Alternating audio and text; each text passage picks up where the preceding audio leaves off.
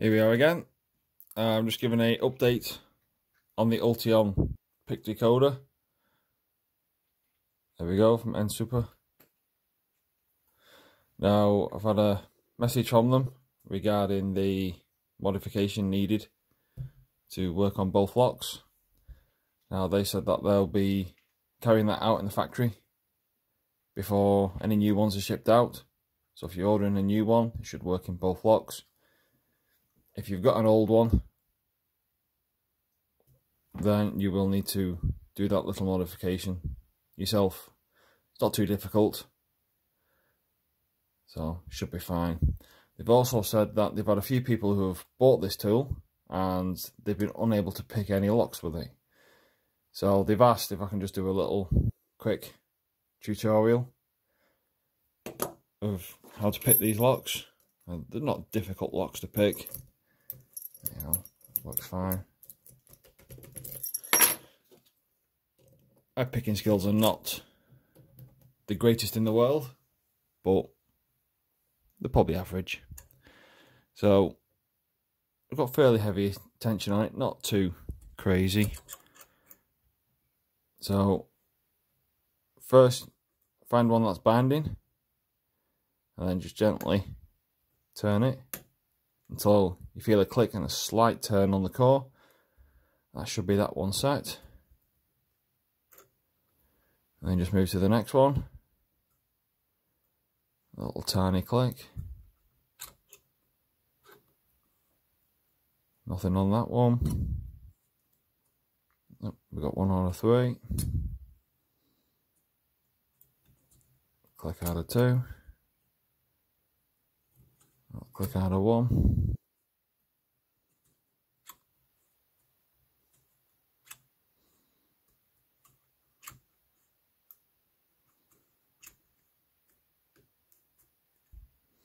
Sometimes I'm not really concentrating on this one. If it's not working, just set, give it a jiggle, and try again. There we go, there's a good loud click. I'm gonna leave these ones for now. Find one that's binding from early on. There we go, number 1. There we go. Had a nice little click there. Number 2 seems okay. Number 3 seems okay. Number 4 seems okay. 5's okay. Let's go back to number 6. Another click there. Another click out of 5. Nothing on 4. There we go. Click out of 3. You see it move quite a bit there.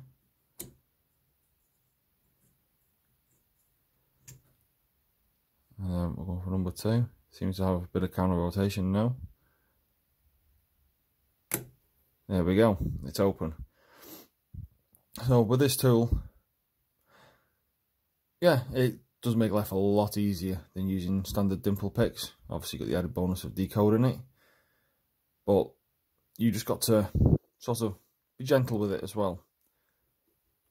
As you can see there in other videos, number 2 never gave counter rotation. Why? I don't know. But that time it did, so it tells me there's probably a spool in number 2. And then to decode it, you just keep it picked open and then just turn it till it stops.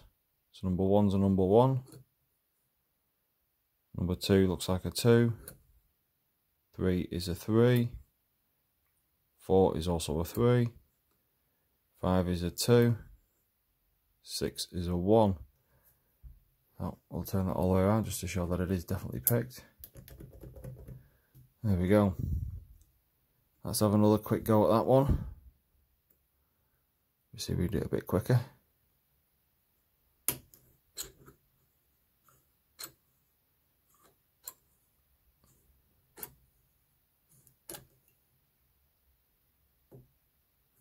The camera stops having a fit.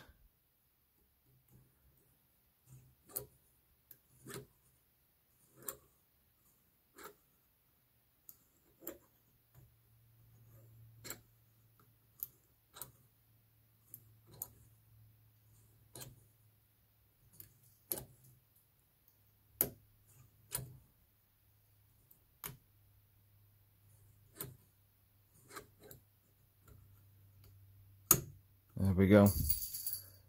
So I think these locks are great for physical attacks, but I think the quality of the pins and the core and that is just not very good. Hence the reason why they're actually quite easy to pick.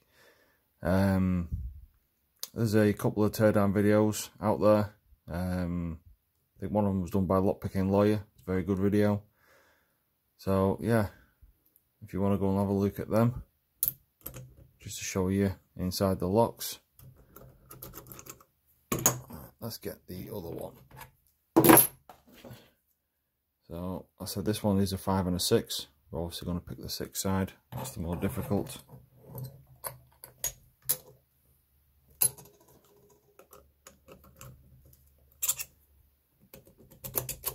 There we go. Again, we've got fairly good tension. We're not going too light. And then look for a binder. Number 2 seems to be binding there. There we go. We've got a good click. Once you get a click and a turn on the core, just leave that one alone. Move on to the next.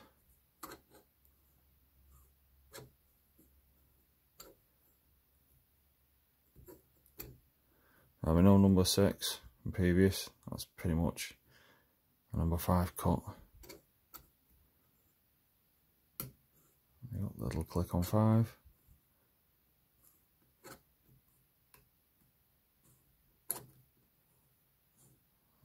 Number 1, that seems to be binding now. There we go, got a click out of 1, another click out of 2. So there we go. It's really as simple as that. It's just learning to feel the tool and the lock. You just need to find a binder, turn it gently until you get a click. If you get a click, just leave it there for now. You don't want to keep going because you could overset the pin. And then just move on to the next pin and just keep going. If it doesn't feel like it's gonna move and it's jammed up, just leave it alone. I say that number 6 one, I didn't even have to pick that. That's just as it is. So if you try to pick that, then you're just going to overset the pins. What I'll do is, we've already seen how to decode it. I'm just going to lock it up. I'm going to deliberately overset pin 6 now. So when you go to any others, there's literally, oh, we got to click out of 2. Now that's spinning all the way around now. There we go. Let's overset it even more. There we go. I've really overset pin 6 now. So once you've overset one, nothing else will really pick. And you're just going to fight a losing battle. So if they're all nothing there, then just completely let off, give it a little wiggle. See, number 6 is now back to where it was, and then you should just be able to carry on and pick it. I'll do another one. That's pin 2. Heard the little click and a slight turn on the core. Keep the tension going. Nothing on 3. Let's see anything on 4. Little click out of 5. Now there was no turn on the core, but we heard the little click. We know to leave number 6 alone on this one. Another little click again. Back to number 2. That seems okay. Clicked out of 3. Let's just check number 6 now. Nothing there.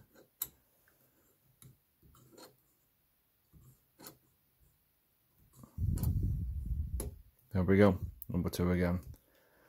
So just taking your time and just keep trying the pins.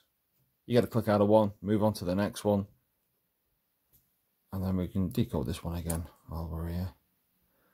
Number 1 is a 1, number 2 is a 2, 3 is a 2, 4 is a 3, 5 is a 2, and number 6 is a 5. There we go. So they're actually easy locks to pick, especially with one of these. But yeah, it's actually quite easy.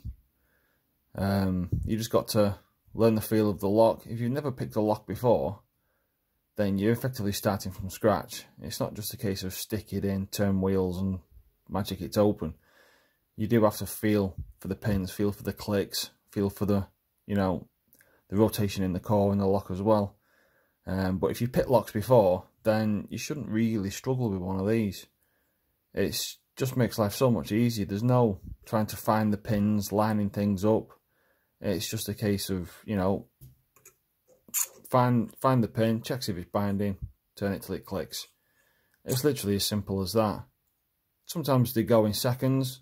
In previous videos, they've gone literally that quick. Obviously, I was just taking my time today. Just trying to do a more demonstration type video rather than just quickly rattling off. Look, there you go, it opens. So hope those people who have got this tool and have not been able to use it, you know, find this video at least a little bit helpful. But yeah, as I said, it's a really good little tool, especially for these Ultion locks. I mean, there's no way you're going to ever drill one of these locks out and snap it and stuff like that. You know, you've ideally got to pick the lock if you need to get in it. But thankfully, they've made that very easy. And obviously with this tool, makes life even more easy. So, yes, it is a cracking tool. I do like it a lot. Thank you for your time.